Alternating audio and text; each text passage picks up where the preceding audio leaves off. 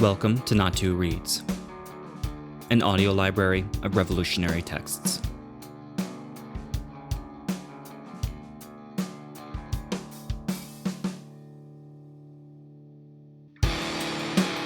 Scripting the Change. Selected writings of Anuradha Ghandy.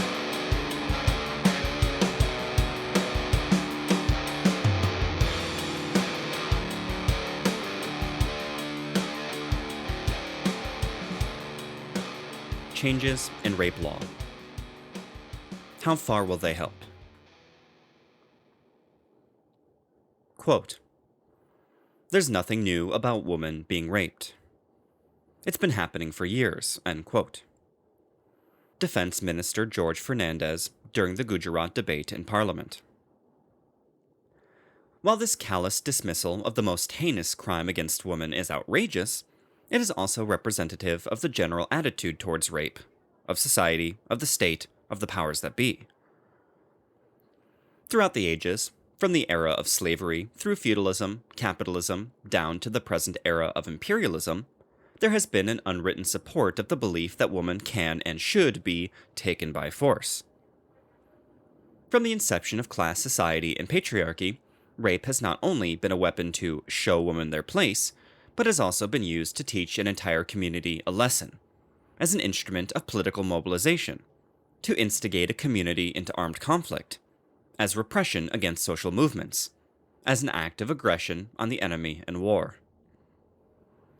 What an irony that while women have had little or no say in the decision-making process of change, it is they who should be at the receiving end, having their bodies brutalized, their minds shattered. Due to the pressure of the growing women's movement, changes have been made in rape laws, changes have been made in the rape laws, rape crisis centers set up, and there have been some attitudinal changes in the media in imperialist countries. Yet the number of rapes taking place in those countries, more get reported, continue to be high, showing that rape is an integral part of the system of patriarchy and class exploitation. Recently, rape laws have again come in for revision. The Law Commission has placed its recommendations, some of which have come into force.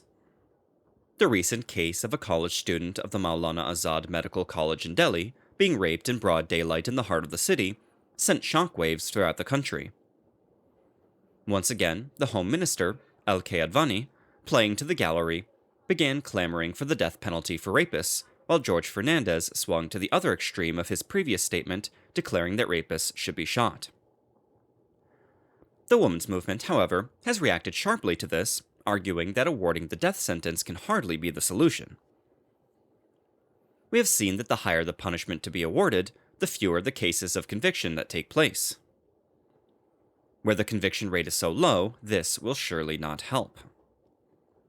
Some are apprehensive that more women will be murdered after rape, since the penalty for both may be death. Besides, the linking of the act of rape with that of murder, as the BJP is doing, further reinforces the feudal views that a woman raped is as good as dead, and has nothing to live for. Instead of the death penalty, it is procedural and attitudinal changes that are called for.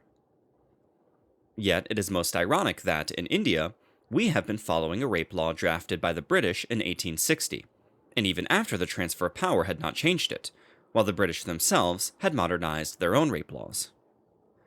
It was only after the Mathura rape case and the growth of the women's movement in India that the rape laws were changed for the first time in 1983.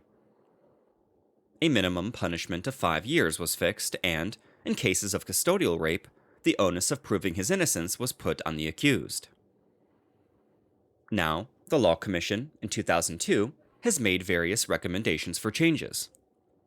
The sections pertaining to cross-examination have been amended so that the victim's character is not taken into consideration, and the necessity of previous good character does not become a factor going against the victim. However, to understand the laws and proposed changes, it is necessary to examine the politics of rape and the manifestations of patriarchy through it.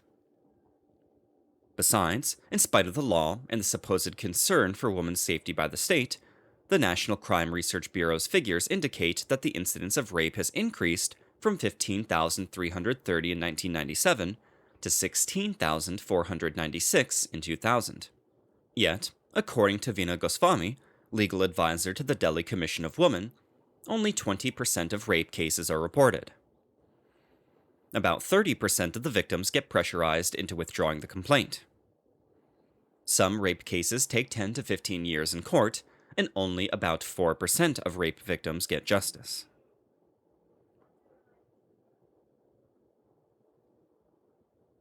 Rape through the ages. Let us examine how rape was used as a weapon of subjugation in ancient Indian and medieval feudal society. The booklet published by PUCL and DR, called Rape, Society, and State, breaks the myth, much propagated by today's Hindutva forces, that women in ancient India enjoyed high status. The fact remains that at no stage of her life did a woman enjoy independence. Man was her master and exercised his right either to make his wife cohabit with whomsoever he choose, to get a son, as the impotent Pandu did with his 2 wives, or gamble her away, as Dharmaraj Yudhishthir did to Draupadi, or to throw her out of his kingdom as the great Lord Rama did to Sita. Even in the Rig Veda, the concept of a woman's usefulness centers on her sexuality. After creating man, the great Prajapati, Lord of all creatures, created woman. Quote, "Come, let me provide him with a firm basis." So he created woman. When he had created her, he revered her from below. Therefore, one should revere woman below. He stretched out for himself the stone that projects. With that, he impregnated her. End quote. Brahdaranyak Upanishad, Brahmana 4:2. That rape was not merely permitted but encouraged is clear from the verse that follows. Should a woman not yield despite flattery and bribes, the man is advised that, quote, he should hit her with a stick or with his hand and overcome her, saying, quote, "With power, with glory, I take away your glory." End quote, end quote. Thus, she becomes inglorious. No stigma was attached to the rapist. Thus, the great preceptor of the gods, Praspati, suffered no punishment for raping a married woman. The punishment fell on her child, who was born blind. The same importance given to honor and the defilement of a woman's purity as an instrument of demeaning the name of a family is seen in European feudalism. In fact, the word rape itself comes from the French verb raper, to steal. While sexual assault is a big act of aggression on a woman's body and mind, the word does not connote this violent attack on her rights regarding her sexuality, but rather gives importance to her honor being stolen from her. And here, too, it is not her honor that society is concerned about, but that of her man, her family. In early law, the punishment for rape was higher if the victim was married and less if she was single. Linking up history with the present situation in India today, one could only conclude, how well are the forces of Hindutva reviving our glorious past? How sincerely have they emulated the gods in words and deeds in the carnage against Muslims in Gujarat?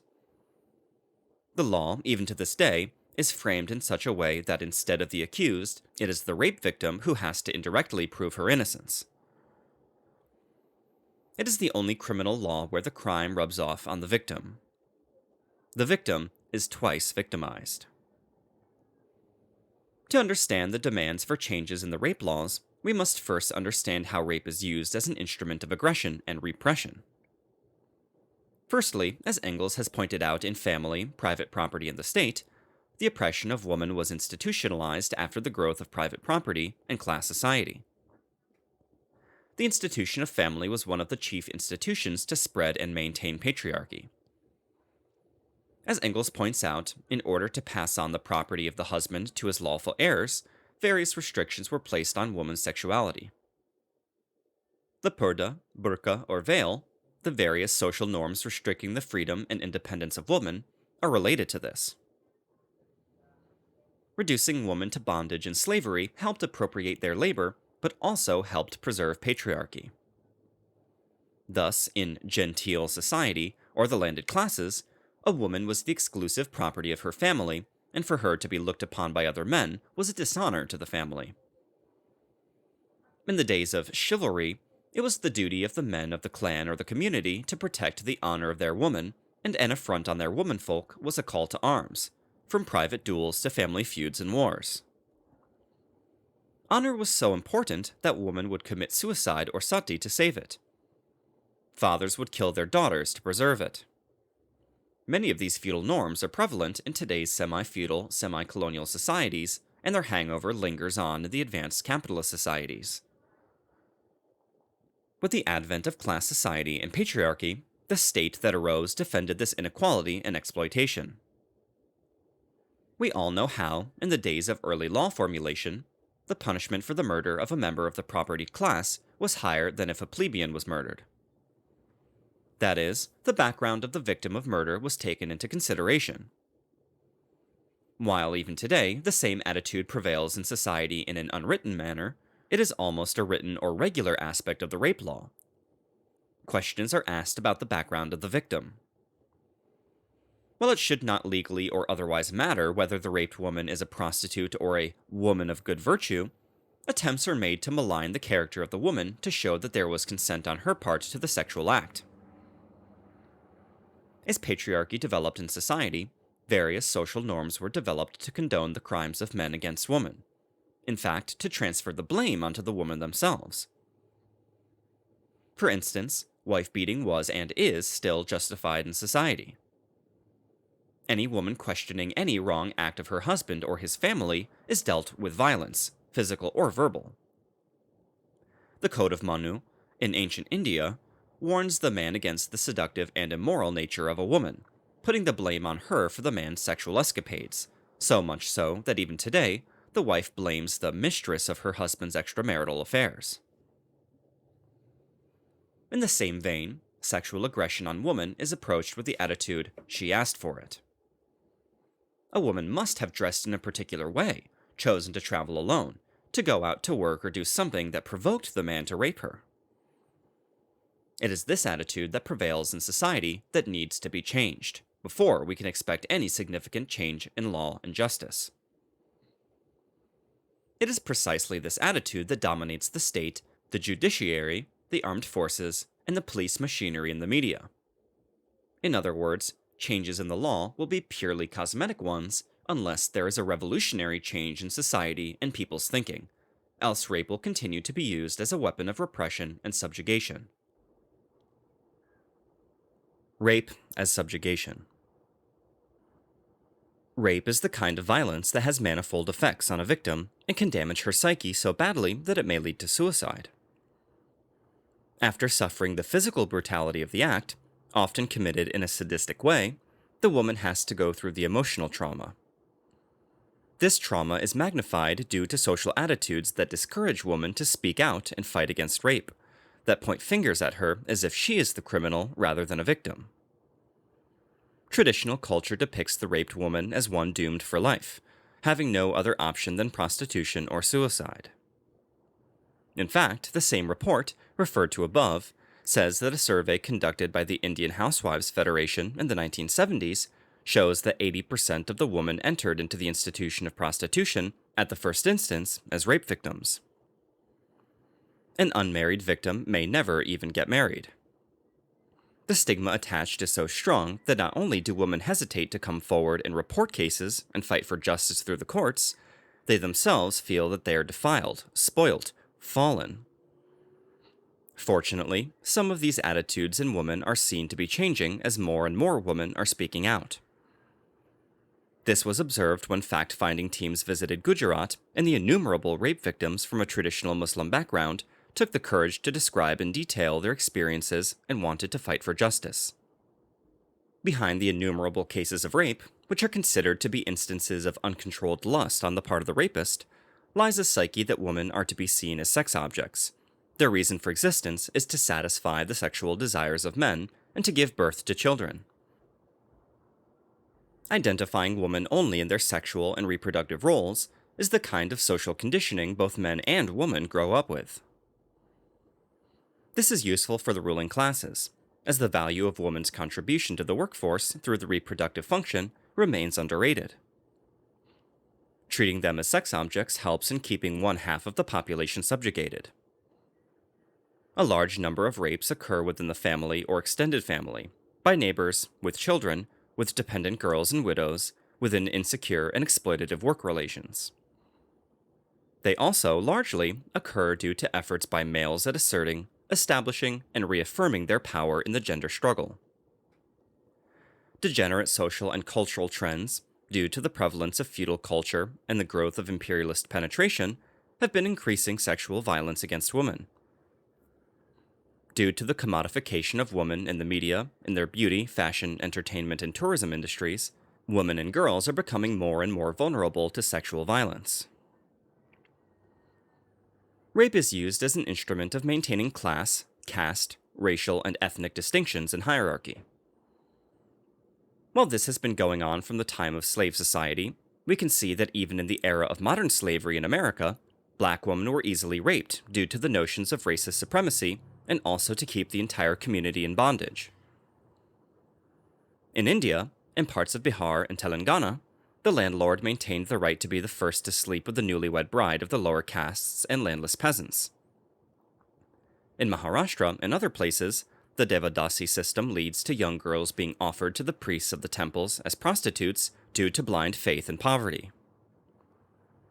Other girls from lower castes have traditionally been singers and dancers who work as prostitutes in rural areas.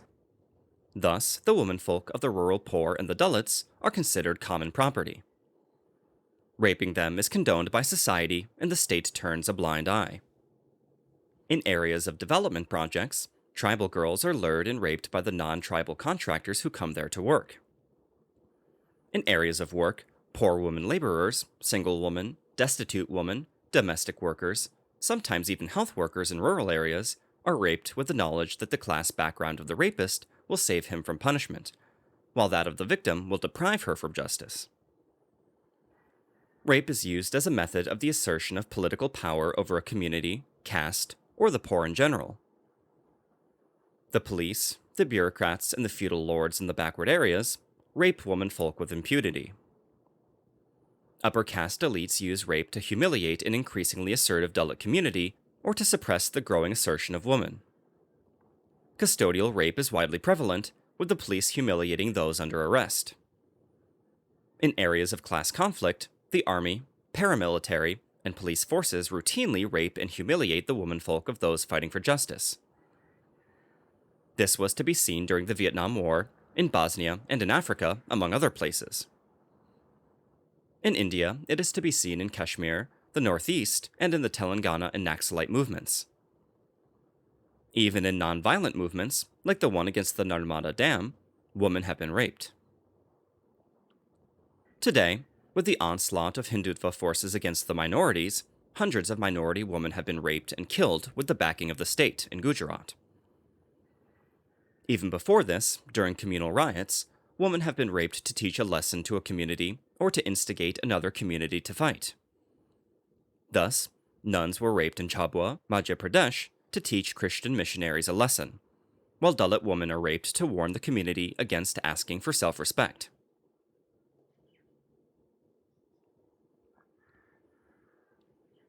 Rape and the law.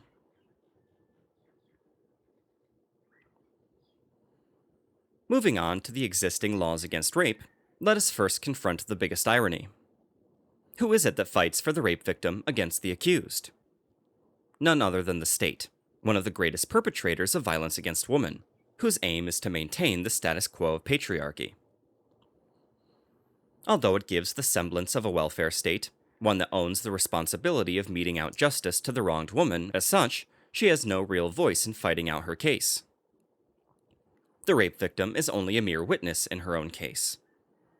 Her fate depends on the mercy of the police, who did the panchanama, the public prosecutor, a government servant, the judge, another representative of the state, whose minds are filled with class, caste, and patriarchal biases, and pockets filled with uncounted money.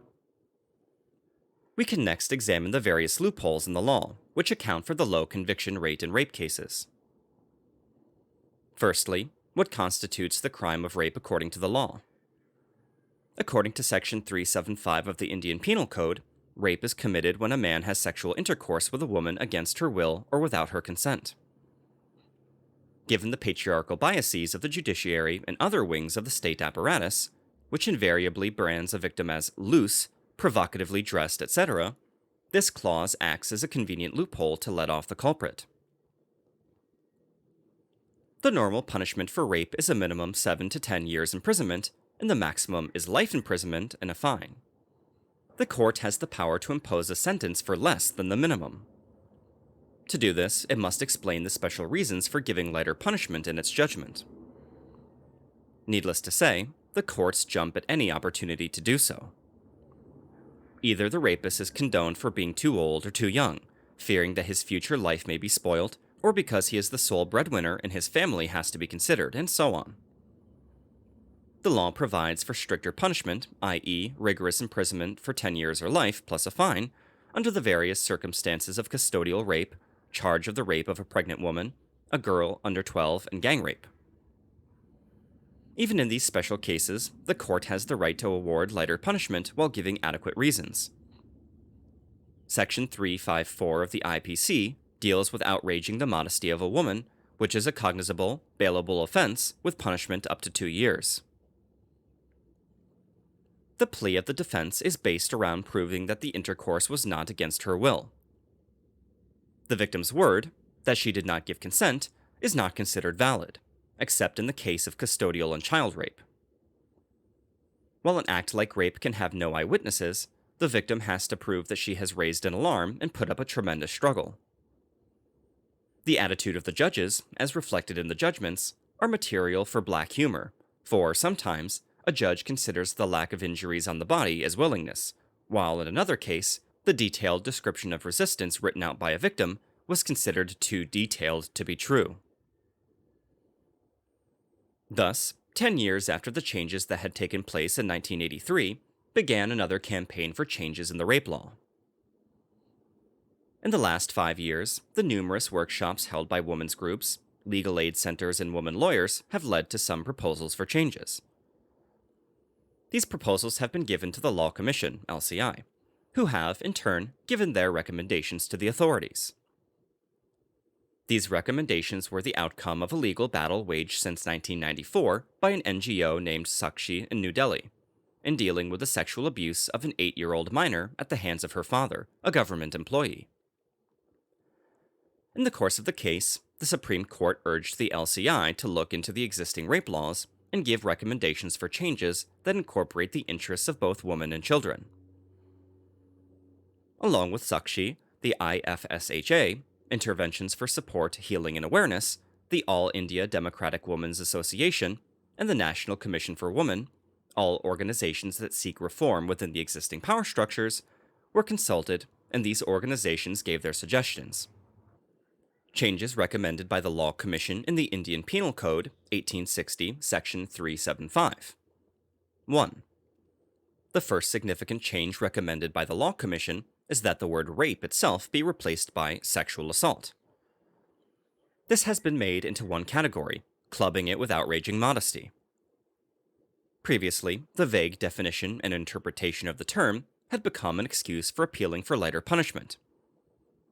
For instance, in one case, where one Major Singh had molested a 7-month-old baby girl, each member of the panel of judges had a different understanding. One learned judge asked how an infant girl could have any modesty at all that could be outraged. While to another judge, modesty law lay in the eyes of the beholder and his intention in outraging it. 2. Secondly, instead of restricting rape to sexual intercourse, now other sexual acts, including penetration of objects like sticks, etc., often used in police torture or in communal riots, would be considered as sexual assault. This is also keeping in mind child rape, where penis-vagina penetration may not have taken place. A new section on unlawful sexual contact is recommended for insertion, 376E, while Section 377, same-sex intercourse as an unnatural offense, is recommended to be deleted.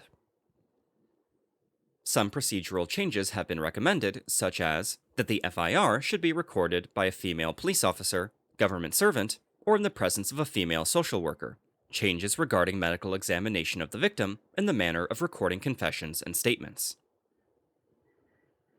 It is clear that the above changes still leave ample scope for the major loopholes. That a woman has to prove that she did not give consent and also give corroborative proof of this. The Law Commission has not accepted that consent be replaced with unequivocal voluntary agreement. Marital rape still is not recognized.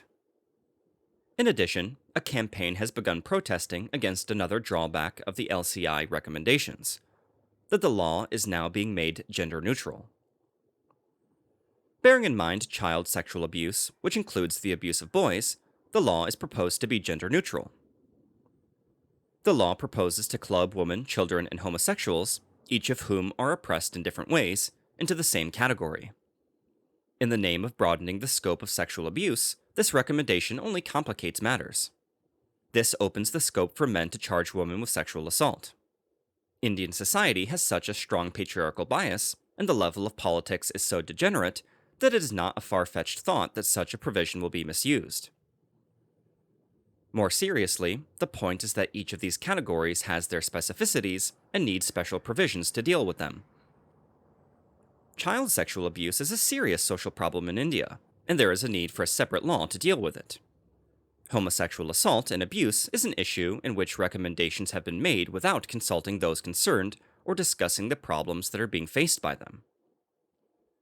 Most important, in India, where physical and sexual assault of women is so rampant, and a major part of it socially and politically legitimized, what is the purpose of changing provisions on rape to make them gender neutral? Such an approach is divorced from the Indian social and political reality. Many women's groups have also opposed this recommendation.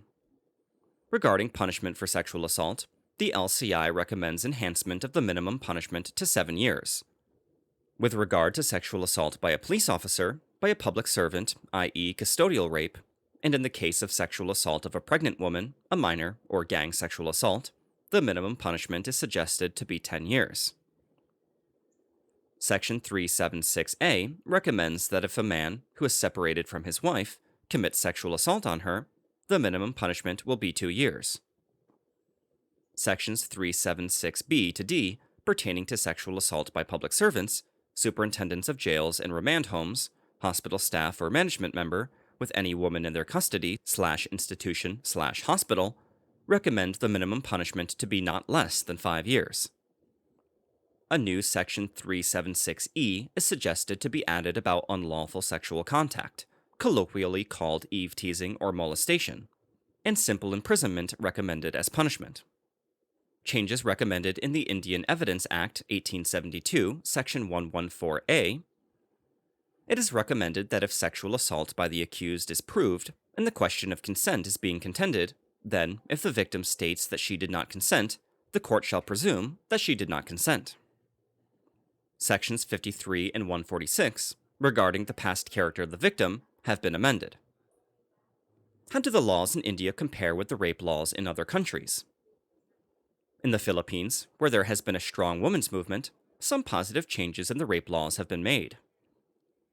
The new laws recognize that rape is not a crime against chastity, but rather a crime against persons, and is a question of human rights. It broadens the definition of rape to include sexual assault and puts this into 2 categories, one graver than the other. It implicitly recognizes marital rape as a crime. In America, where there had been a strong women's liberation movement in the 1960s and 1970s, there have also been changes in rape laws. In 1984, a New York court held marital rape exemption to be unconstitutional. Several other countries, including Russia, Sweden, Denmark, and Australia, allow the prosecution of husbands for raping their wives. Yet we find that in both America and the Philippines, there's a high rate of sexual violence against women, thus confirming our understanding that unless there is a revolutionary change in the class relations and the eradication of patriarchy, sexual assault against women will go on unabated. In the Indian context, too, we can see the law failing to give justice, not because of the lack of evidence, so much as lack of will. For example, 70% of the rapes are usually of minors, where the question of proving that the act was with consent does not arise, and the accused can easily be held guilty. Yet why do these crimes go unpunished? In the Gujarat genocide last March, a number of eyewitnesses to rapes exist, something that is usually impossible to find. But will these people be convicted?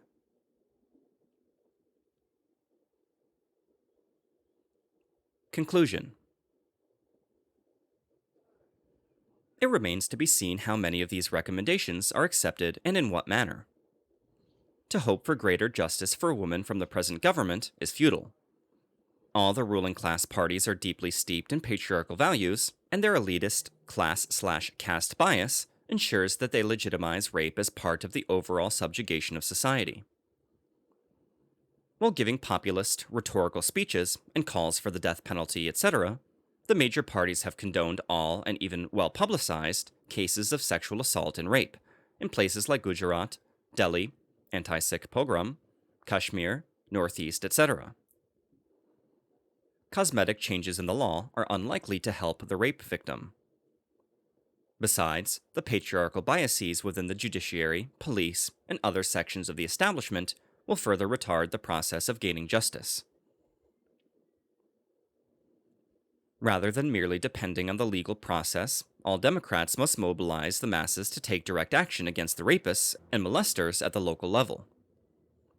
They must be humiliated and publicly condemned, and made to compensate and apologize to the victim. The victim, on the other hand, needs to be socially and sensitively assisted to get over the trauma and help her self-confidence restored. While agitating for changes in the rape laws, social actions, like ostracizing rapists, blackening their faces and beating up the rapists publicly, etc., could be effective militant actions.